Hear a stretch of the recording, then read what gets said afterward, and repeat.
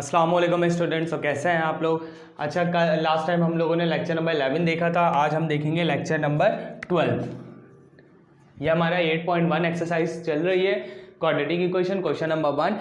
Last lecture 11 के अंदर हमने देखा था क्वेश्चन नंबर 1 का फर्स्ट एंड क्वेश्चन नंबर 1 का थर्ड पार्ट। सेकंड यहाँ नीचे लिखा था तो जगह नहीं थी, हमने इरेज कर दिया था। आप देखते हम सेकंड।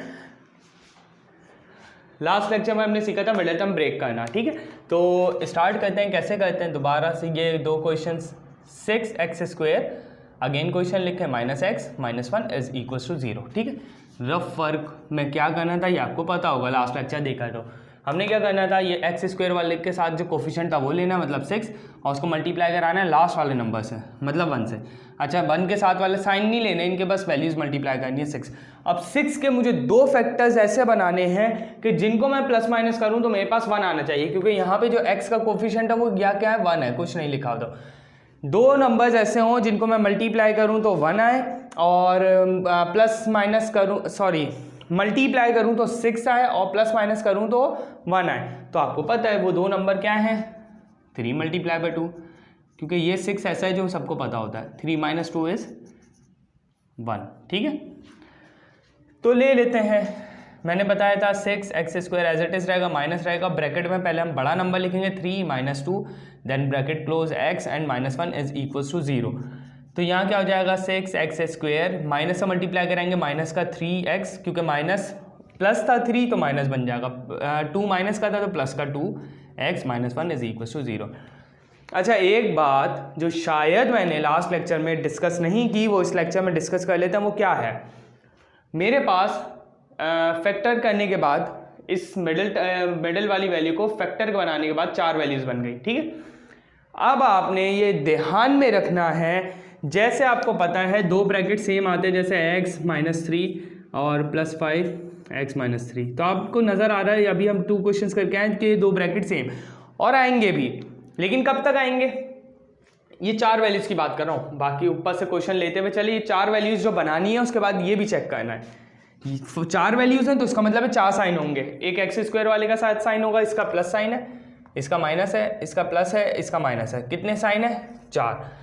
तो 4 साइन, 4 साइन, s लिख देता हूँ साइन, 4 साइन या तो पॉजिटिव हो, 4 साइन या तो नेगेटिव हो, या तो 2 साइन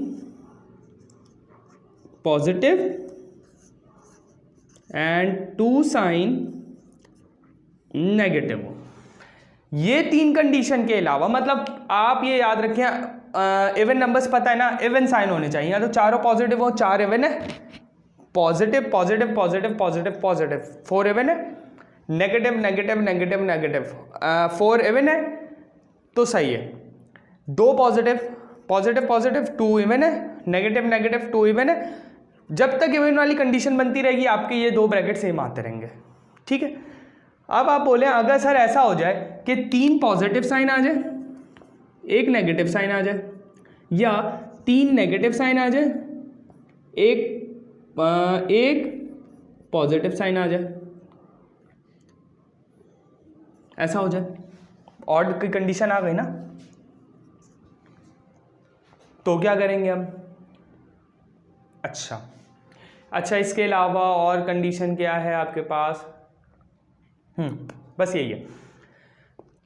ऑड की कंडीशन आ गई तो आपके आंसर पे फर्क पड़ जाएगा। कहाँ फर्क पड़ेगा, ये हो जाएगा, बस कुछ भी नहीं होगा कि एक ब्रैकेट में नेगेटिव साइन आ रहा होगा, एक में पॉजिटिव, या तो पहले वाले में पॉजिटिव हो जाएगा, दूसरे में नेगेटिव, बस साइन का डिफरेंस होगा, बाकी ब्रैकेट सेम होगा। और जब साइन का डिफरेंस है तो एक जगह नहीं लिख सकते हम इनको कॉमन लेके। ठीक है, ये फर्क आएगा।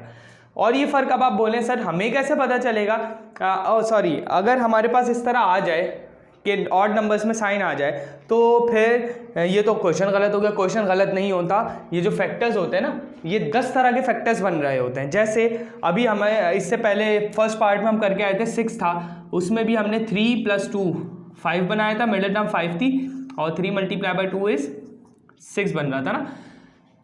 तो अब आप बोले सर इसके अलावा कोई फैक्टर नहीं है, बिल्कुल है। 6 × 1 क्या 6 नहीं बन रहा था, और 6 - 1 क्या 5 नहीं बन रहा था, सेम बन रहा था ना। देखिए मल्टीप्लाई करने पे 6 आ रहा है, प्लस माइनस करने पे 5 आ रहा है। अब आप बोले सर हाँ ये भी तो फैक्टर ले सकते थे, नहीं ले सकते थे। वहाँ पे अगर ये फैक्टर लेते तो एक वैसी चारों पॉजिटिव वैल्यूज थी, ठीक है, पहले 3 पॉजिटिव वैल्यूज थी आपके पास, फिर पॉजिटिव को आपने एक, अच्छा ये पॉजिटिव पहली और आखिरी वैल्यू हम छेड़ते ही नहीं है। अब बीच वाली वैल्यू को हमने ब्रेक किया है तो ये 6 प्लस का बन गया और ये माइनस का। आप देखें 1 2 3 पॉजिटिव साइन 1 नेगेटिव साइन, यही फर्क आ जाता है आपका। इसलिए हमने 6 वाला फैक्टर नहीं किया था, 3 और 2 वाला किया था, ठीक है। तो ये बात ध्यान में रखनी है, ये डिस्कस करना बहुत ज़रूरी था। अच्छा अब क्या कहना है हमने,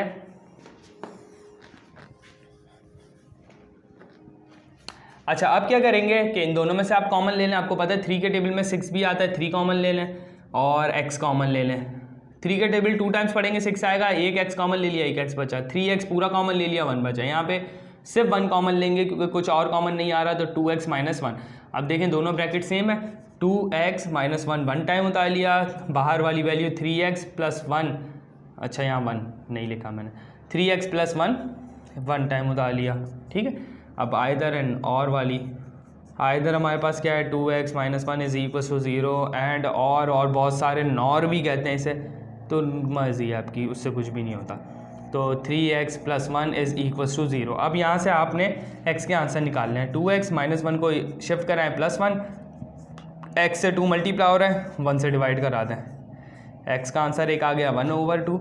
और यहाँ पे क्या होगा 3x प्लस 1 को शिफ्ट कराएं माइनस 1, अब क्या हो जाएगा आपके पास, यहाँ से 3 को डिवाइड कराएंगे तो -1/3, ये एक x का आंसर हो गया है। तो आपने अगर बनाना है तो ये हो जाएगा आपके पास 1/2 एंड -1/3, ये आपके पास सॉल्यूशन सेट बन गया, ठीक है, आंसर। अब इसमें क्या करना है, सबसे इजी क्वेश्चन है। अब आप बोलेंगे सर इसमें तो है ही 2 वैल्यूज, मिडिल टर्म ब्रेक करेंगे तो 3 वैल्यूज बनेंगी, 3 वैल्यूज बनेंगी तो हम शुरू की 2 में से कॉमन ले लेंगे, आखिर की 1 बचेगी, तो इसमें करना ही नहीं है मिडिल टर्म ब्रेक, फैक्टर बनाने ना। उन्होंने तो कहीं मेंशन नहीं किया मिडिल टर्म ब्रेक, हाँ लेकिन कंप्लीटिंग, हाँ ये बात ज़रूरी है जो बता दूं मैं, क्वेश्चन नंबर 1 में सिर्फ फैक्टराइज बोला है, फैक्टराइज किस तरीके से करना है ये नहीं बोला, लेकिन अभी तक हमने सीखा ही कोई नहीं है तो हम फर्स्ट यही सीखते हैं, ठीक है। क्वेश्चन नंबर 2 में बाकायदा मेंशन किया हुआ है कि कंप्लीटिंग स्क्वायर से करना है, तो उसे कंप्लीटिंग स्क्वायर के अलावा नहीं करेंगे। 8.2 में बाकायदा मेंशन किया हुआ है कि क्वाड्रेटिक फॉर्मूले से करना है, तो वो सीखेंगे। कंप्लीटिंग स्क्वायर क्वेश्चन नंबर 2 में है, वो भी सीखेंगे। इसमें मेंशन नहीं है, इसमें फैक्टराइजेशन है, तो फैक्टराइजेशन किसी भी तरह से कर ले। तो अभी फिलहाल हम मिडिल टर्म ब्रेक से कर रहे थे और उसी से करते हैं। अच्छा तो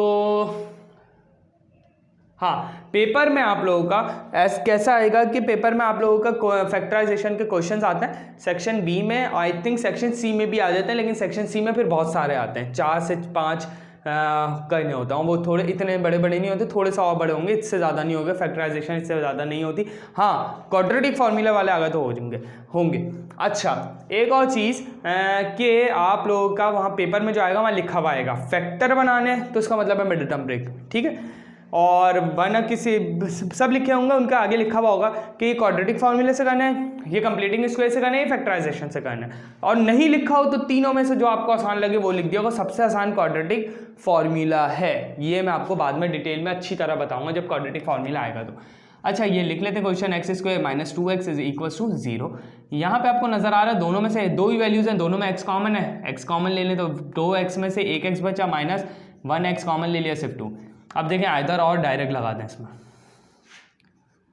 आइदर x 0 के बराबर ले लें एंड और x माइनस 2 भी 0 के बराबर ले लें, तो यहाँ से x की वैल्यू तो आ ही गई 0, यहाँ से 2 को शिफ्ट करा दें, x की वैल्यू 2 आ गई बस, तो 0 एंड 2, ये बहुत छोटा था, ठीक है आंसर। अब इंशाल्लाह इसके नेक्स्ट पार्ट में, इसमें 8 पार्ट्स हैं आपके पास, तो इंशाल्लाह नेक्स्ट लेक्चर के अंदर हम इसके 2 पार्ट्स और डिस्कस करेंगे 5 एंड 6 एंड देन उसके बाद जो नेक्स्ट लेक्चर होगा उसमें 7 8 करके क्वेश्चन 1 कंप्लीट करेंगे, फिर आएंगे हम क्वेश्चन नंबर 2 पे। तो अगर किसी को जल्दी हो कि बस सर मुझे तो काम है, होमवर्क मिला है, या मुझे समझ नहीं आ रहा करवा दें, पेपर है, या जो भी एक्सेट्रा, तो वो आप लोग मुझे फिर कमेंट बॉक्स में बताइएगा, फिर इंशाल्लाह मैं वो भी फ़ौरन करवा दूंगा, ठीक। तो जब तक के लिए अल्लाह हाफिज़, इंशाल्लाह फिर मिलते हैं लेक्चर नंबर 13 में, और इसी फर्स्ट के 5th एंड 6th पार्ट में। अल्लाह हाफ़िज़।